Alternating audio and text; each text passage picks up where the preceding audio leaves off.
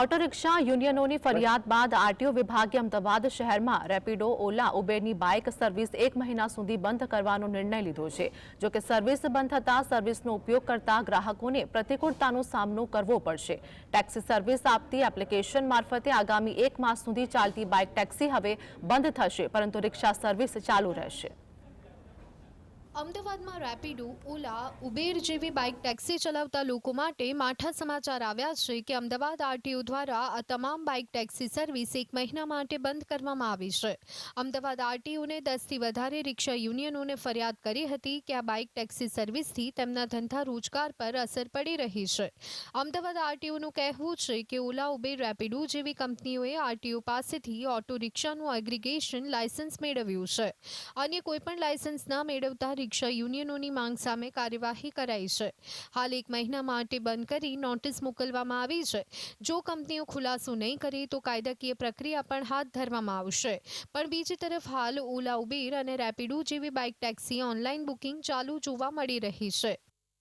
જે બાંયધરીનો સમય 15 દિવસનો હતો એમને આપ્યો તો 15 દિવસ દરમિયાન એમણે કોઈ આ પ્રકારે ફોલોઅપ ના કર્યું અને અત્રેની સૂચનાનો કોઈ એમને જવાબ પણ ના આપ્યો, જે અનુસંધાને જે લીગલ અમારી પાસે રિમેડી છે, મતલબ કાયદો અમને જે પરમિટ કરે છે એ કાયદા અનુસંધાને અમે નિયમો અનુસંધાને એમને 30 દિવસ માટે પ્રતિબંધ ફરમાવ્યો છે।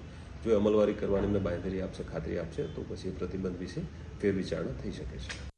તો બીજી તરફ રેપિડ બાઇક ટેક્સી સર્વિસ આપનારા લોકોએ આ નિર્ણયને આઘાતજનક ગણાવ્યો છે। તેમનું કહેવું છે કે તેમને બાઇક ટેક્સી સર્વિસથી દરરોજની 500થી 700 રૂપિયાની કમાણી થતી હતી। બાઇક ટેક્સી થકી રોજગારી મેળવતા હતા। રિક્ષા યુનિયનોના દબાણના કારણે બાઇક ટેક્સી સર્વિસ ચલાવતા લોકો સામે દંડનીય કાર્યવાહી થાય છે, પરંતુ કંપની પર કોઈ કાર્યવાહી થતી નથી। હવે સરકારે આ સર્વિસ બંધ કરાવતા તેમને રાતા પાણીએ રોવાનો વારો આવ્યો છે। આરટીઓ તરફ તો કોઈ ઝુકવો તૈયાર નહીં। આમાં અમારી રોજગારી ચાલે છે, રોજગારી અમારી બંધ થઈ જશે જો આ લોકો આવી રીતે હેરાન કરશે તો। તે બધી જગ્યાએ હેરાનગતિ આ લોકો આરટીઓ વાળા, ટ્રાફિક પોલીસ વાળા ફૂલ હેરાનગતિ કરે છે। રેપિડો છે, પોર્ટર છે, આ બધા તરફથી બધાને હેરાન કરવામાં આવે છે। તો તમારી શું માંગ રહેશે મુખ્ય? બસ આમાં અમારા રોજગારી ચાલે, અમને હેરાનગતિ ઓછી થાય એવી કંઈક સવલત કરે સરકાર।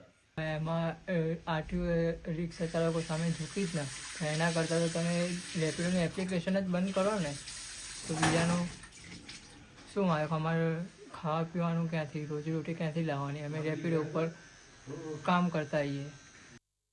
જ્યારે આરટીઓ અધિકારીને રિક્ષા એસોસિએશનની માંગ સામે ઝૂકવું પડ્યું તેવું પૂછતા તેઓ પોતાના નિર્ણયનો બચાવ કરતા જોવા મળ્યા। તેમનું કહેવું છે કે રિક્ષા ચાલકોને પણ હાલમાં સ્માર્ટ મીટરનો પ્રશ્ન ઊભો થઈ ગયો છે।